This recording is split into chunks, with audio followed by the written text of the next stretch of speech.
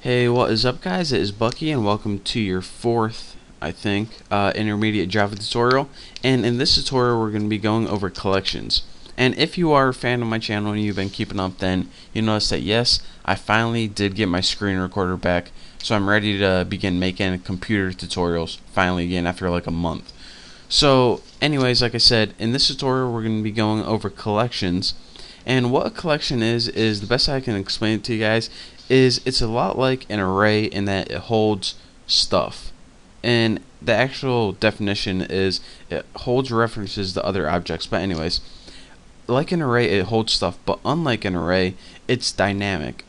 In an array you have to give it, or usually give it, a number of how many items you want to hold.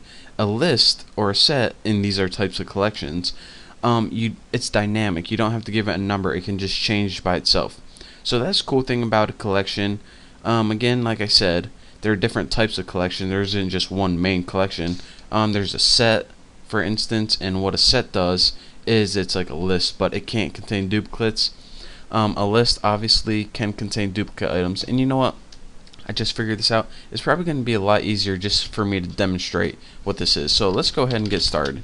In this program we're going to be building an array of things. So I'm going to make, just type in like 4 things, strings, eggs, lasers. Let me just type in the first 4 things that pop into my head. Hats, and let me look around. A pie. There's a pie sitting on my desk right now, believe it or not. And by the way, about eggs, what my girlfriend did for me for Valentine's Day, early Valentine's Day, I just bought a dozen eggs, and the next day I went to open up the egg container, and there were 12 Cadbury eggs in there instead of regular eggs.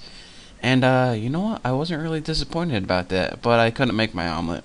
So anyways, now moving on, let's go ahead and put list, and here is our creation of list. What you need to do when you create a list is you need to tell it what type of data you're gonna pretty much be putting into a list, and this is just so you can allow Java to process the data correctly. So we're going to be putting string in. Oh, by the way, use this little less than and greater than signs. This is actually casting the data, but anyways, not important right now. You'll figure it out. Equals new array list, and if you see stuff like new array list and stuff like that, I imported all that. It's in Java util. So if you're saying, all right, where's this come from, and it's into the program, don't forget to import it, obviously. And go ahead and cast this again because you know it likes to do everything twice, and put your parentheses. So now you have an array of string, and I forgot to name it, things when I was thinking about my eggs. And so now we have an array of things and also a list that's blank. So what we want to do is make a little comment, add array items to list, and we'll do that with the enhanced for loop. String, just name it X, and we want to loop through the array things, and what we want to do is, let's name this list 1. For list 1 we want to add, oh, it already popped up for me, X. And what this is going to do is it's going to loop through this entire array. Again, this is just an enhanced for loop, nothing we didn't learn before. And for each array item, it's going to add that item, which is X, to the list. So now our list has 4 strings in it: eggs, lasers, hats, and pie. So let's go ahead and make another list real quick, and let's go ahead and put string, and we'll name this array more things.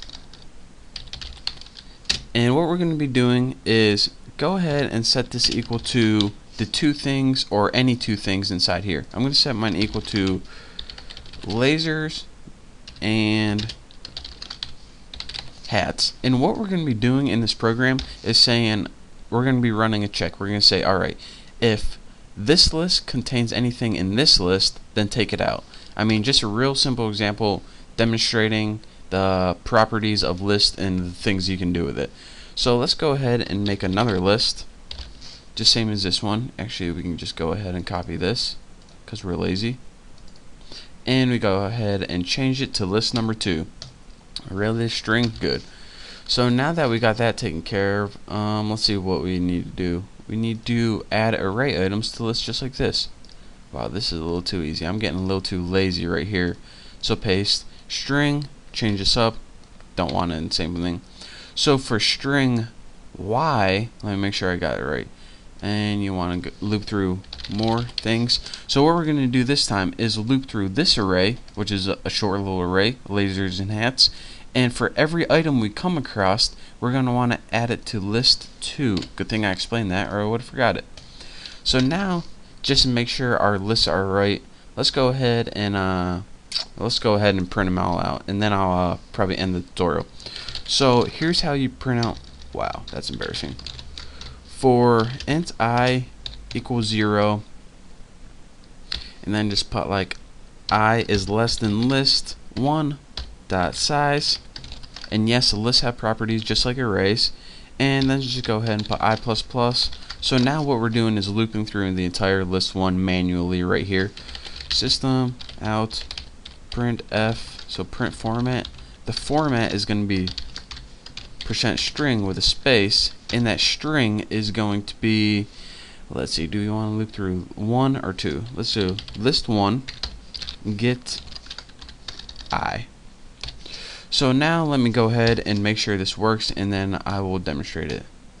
So list 1 is populated with eggs, lasers, hats, and pie, and list 2, make sure that this is there we go, lasers and hats. So what we did right here is we said, alright, take the size of whatever list and loop through it, just a basic for loop, and for each item you need to get the item that it's currently at according to the index. And by the way, that's how you reference item. Unlike arrays, you just put get I and then just print it out. So in the next tutorial, what we're going to be doing is building a function to take what's in list number 2, which is lasers and hats, and delete it from list number 1, which is eggs, lasers, hats, and pie. And I'm gonna go probably eat another Cadbury egg. So thank you guys for watching. Don't forget to subscribe, and I will see you next tutorial.